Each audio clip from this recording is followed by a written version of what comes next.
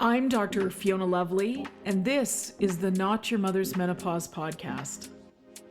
I'm taking the taboos of menopause and perimenopause and bringing light to the dark. No bullshit, no shame. It's time for us to gain a new paradigm in female health, out with the old and in with the new, and I'm bringing fresh perspectives from someone in the arena. I've been practicing women's health for nearly 20 years, and I'm spilling the tea on what it means to live at midlife, knowing that the best is yet to come. I'm sharing my Gen X approach to living through this transition. Sassy, a bit sweary, and always honest. Tactical tips and instantly usable information is my aim. I hope to make you laugh and that you learn something new that helps you embrace the change. Together, we bring power to the peri. Onward to the podcast. It's important to me that the supplements I use are of the highest quality, and that's why for more than 3 years, I've been drinking AG1. It is researched and developed by an in-house team of scientists, doctors, and nutritionists with decades of experience in their respective fields. Quality for AG1 isn't just a buzzword. It's a commitment backed by expert-led scientific research, high-quality ingredients, and rigorous testing.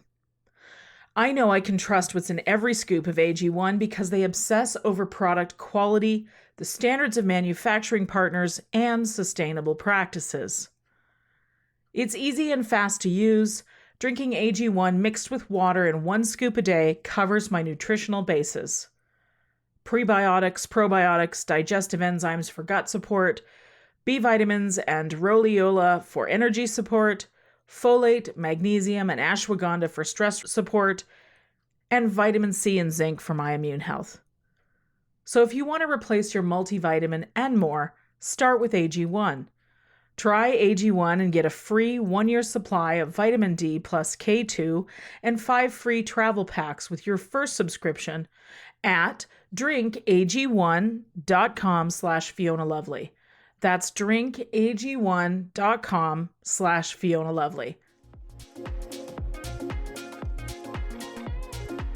Dear gentle reader, sorry, Dr. Fiona Lovely, this is the Not Your Mother's Menopause podcast, and hello, listeners. Sorry, I got swept away in my Bridgerton binge in my mind. Anybody else enjoying it? My husband calls it lady porn, which I think is hilarious. Anyways. Okay, today I am reissuing an episode that I recorded a couple years back talking about inflammation and depression and how this becomes a much bigger issue for women who are going through the menopause transition. And originally, what I had done was recorded a video on my Facebook page, gone live on my Facebook page, talking about this new research that was showing that there was a link to brain inflammation, which then the symptom of the brain inflammation was actually depression. And so, of course, when you hear that, you go, well, then the solution would be to get rid of the inflammation, right? And the answer is yes. And the body of evidence around this has expanded so much in the last couple of years that I thought it was time to sort of bring it back and have the discussion again so that we can more wholly support each other and our community here. So the original episode was called Depression and Inflammation. By the way, the video went as viral as any of my videos has ever gone, okay? So please don't think millions, more like a few thousand. But anyways, there was enough interest in it that it made me realize that I had touched a button. And so that's when I decided to sort of share more of the information that was in the research and record the whole episode. So I'm going to share that episode with you again. I have edited some. Next up will be an episode where I talk about anemia and mental health. So the importance of iron on our mental health, because very, very common for women in the menopause transition to have untreated or even undiagnosed anemia. And for the most part, it's actually a fairly easy to treat problem when you know what's the causative factor. but this information isn't really forthcoming from our medical providers, and it does require time. And in our impatient world, we struggle to give ourselves the space to let this one heal. So again, it depends on what we're talking about. If it's low iron or low ferritin or low B12, etc., low hemoglobin, there's a few different options there. So anyways, that episode will be coming up next, will be my next release, re-releasing that episode talking about iron and mental health. And then in the final episode of these series of 3, I'm going to give the update. So I've gone through the research. I will share what I have learned and what science is starting to show us about a woman's mental health, specifically depression, around the menopause transition. And actually, we know that women are twice as likely to be diagnosed with depression and anxiety at midlife, which I believe it's a misunderstanding. So absolutely true, but the way it's being treated is a misunderstanding of what's actually going on. So this is, as always, my attempt to give you the information so that you can go to your provider and you can advocate for yourself and get the best possible care. This is even more important in this era of not enough primary care physicians and general practitioners, etc. So I'm going to educate you. You can take this information to your doctor and get the treatment. The treatment is likely not an antidepressant or anti-anxiety medication. Although those are applicable for some scenarios, it is my understanding that the vast majority of women that struggle with mental health at midlife, it's not a deficiency of serotonin, etc. Okay, so here is the episode. Take notes for yourself. There's lots of great information here.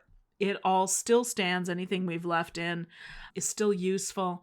And stay tuned for the next couple of episodes where I'm going to build on this story.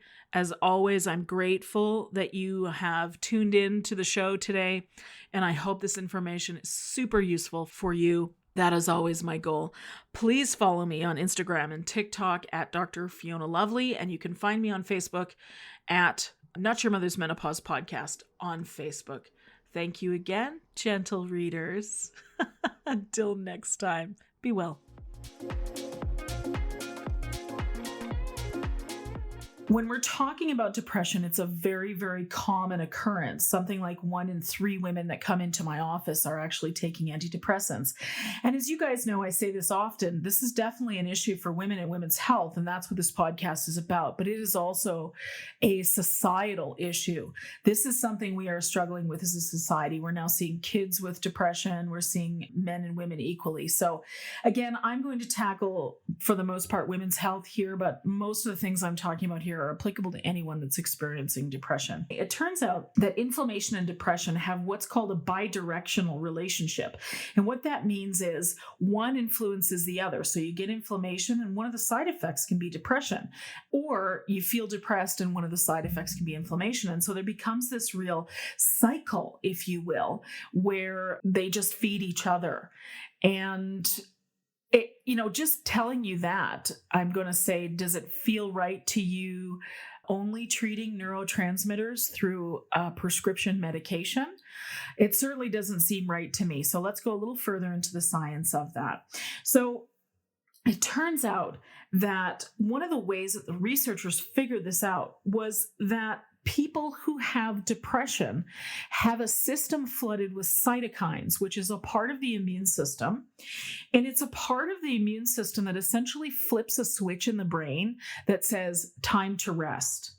And so you start to get that sort of lack of enthusiasm, restlessness. You have difficulty sleeping, or can be interrupted sleeping patterns, or you're sleeping more during the day than you are at night. And really, that's the result of the cytokines saying, hey, time to rest up because I'm sensing inflammation in the system. Now, this is not true for everybody suffering from depression.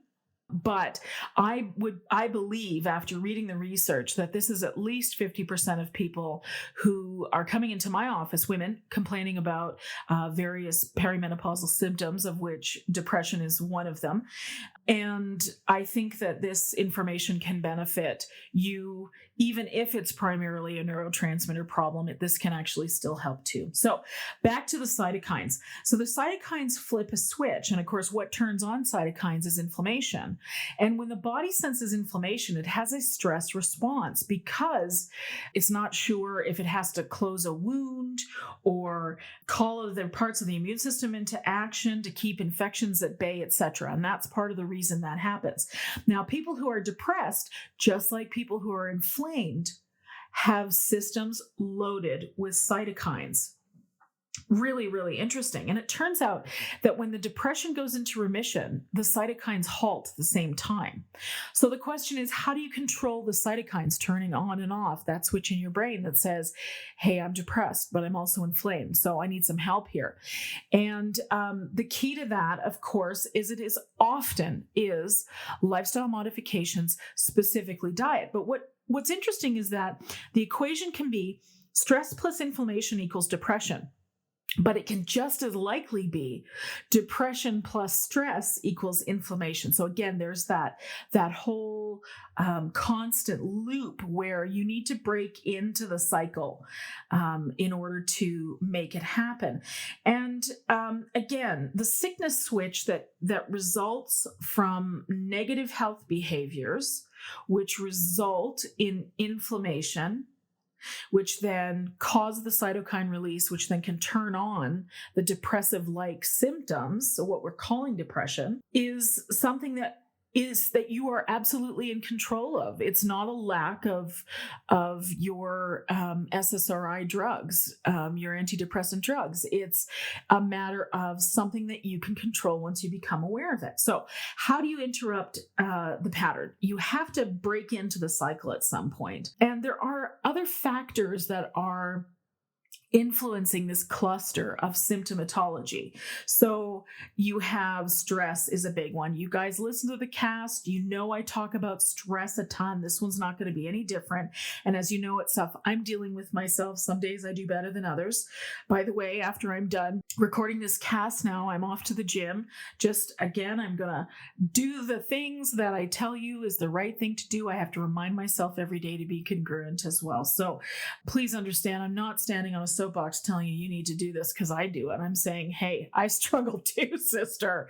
And some days I'm better at it than others. Let's see how the rest of the day works out. Anyways, so stress is one of those factors. Obesity, hormonal influx or hormonal imbalances, childhood adversity, home environment, relationships, diet, activity levels, all those things contribute here. But if that overwhelms you, then just think about, how do I stop the inflammation? How can I start doing things?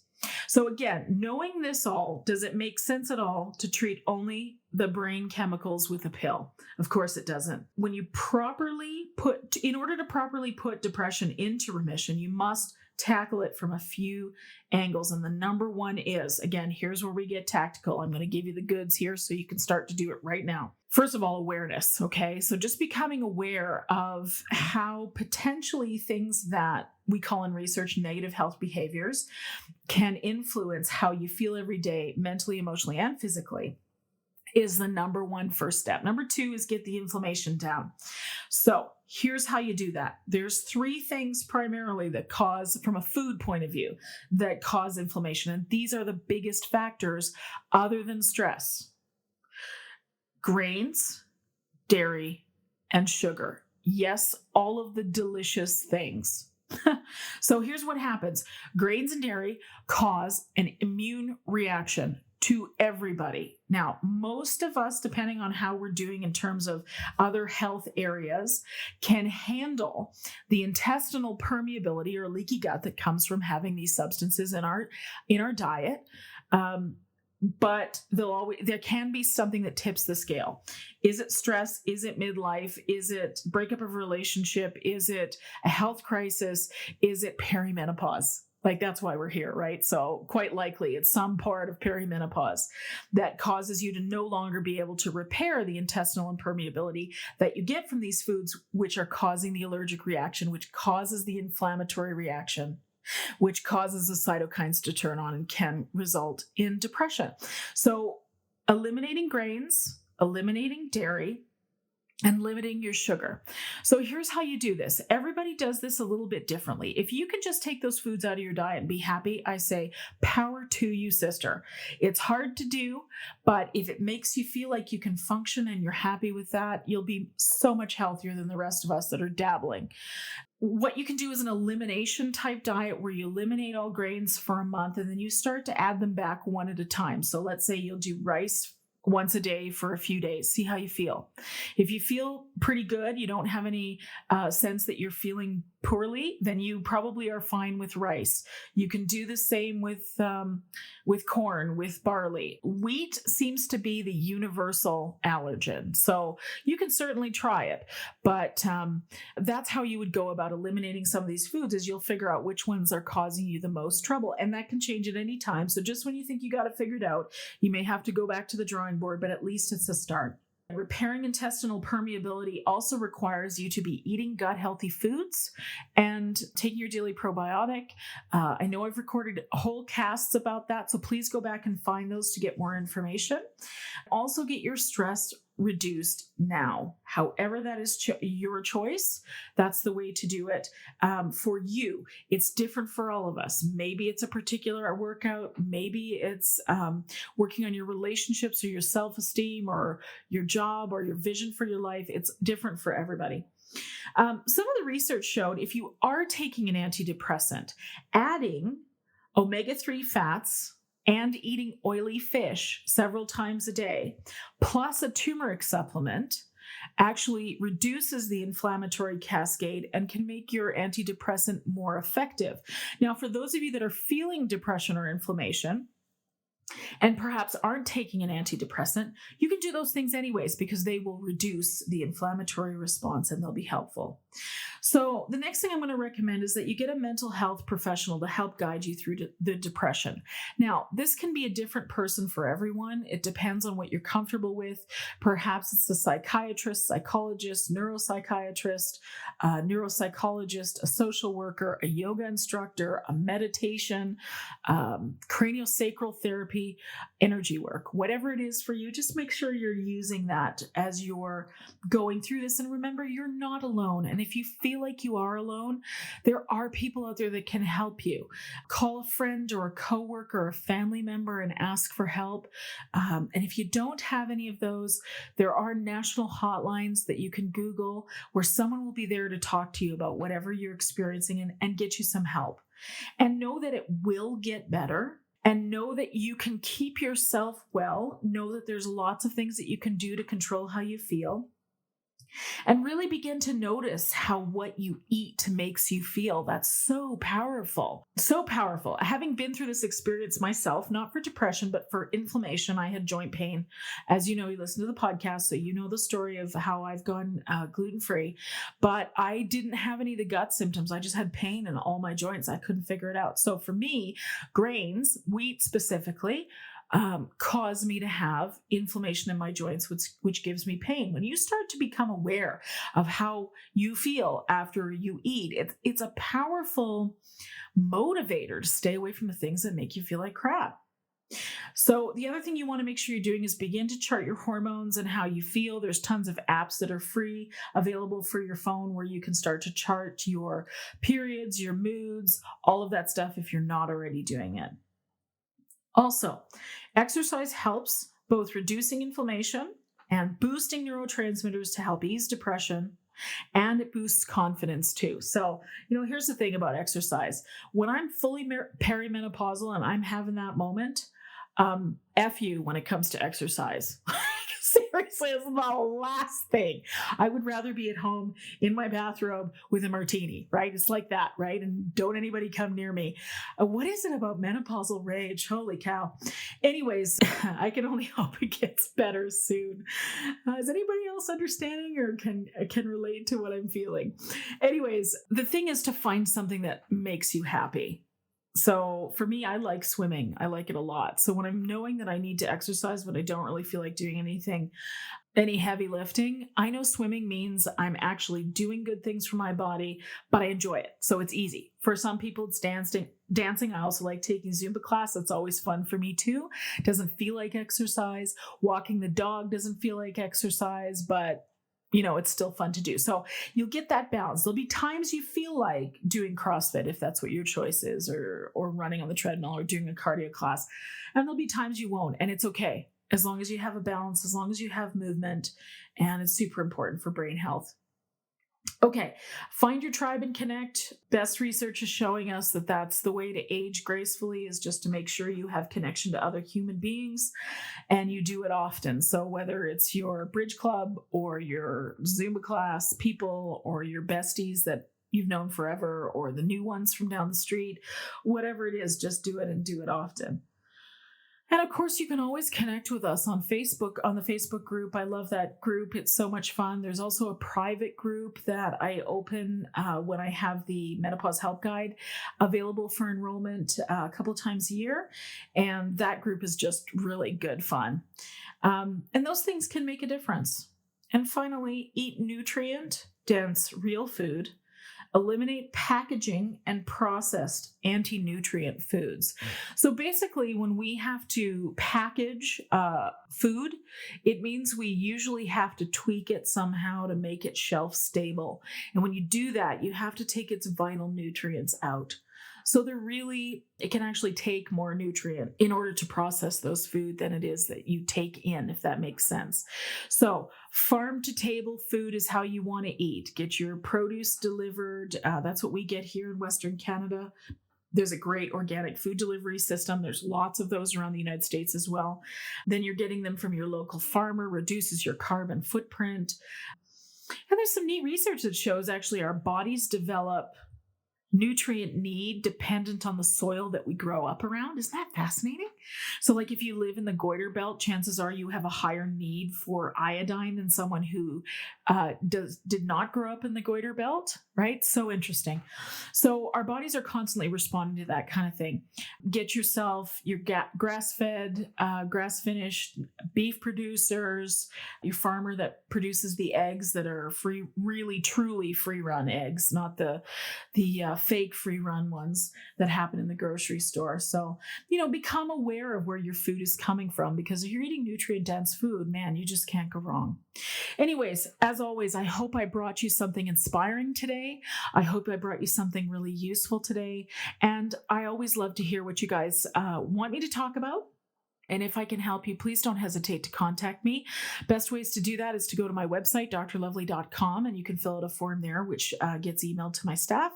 Or go to the Facebook page, which is at Not Your Mother's Menopause podcast page on Facebook. You can direct message me there or send me a comment there, and I'm always listening. So thank you again for being here with me today, and we'll talk soon. Make it a great day.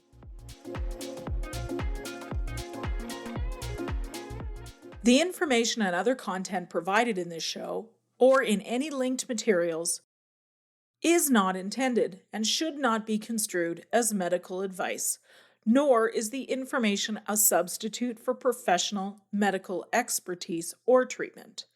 We are doctors, but we aren't your doctor. Seek your doctor's opinion. If you or any other person has a medical concern, you should consult with your healthcare provider or seek other professional medical treatment. Never disregard professional medical advice or delay in seeking it because of something that you have heard in this podcast or in any linked materials. If you think you may have a medical emergency, call your doctor or emergency services immediately. The opinions and views expressed on this page and in this show have no relation to those of any academic, hospital, health practice, or other institution. Thank you.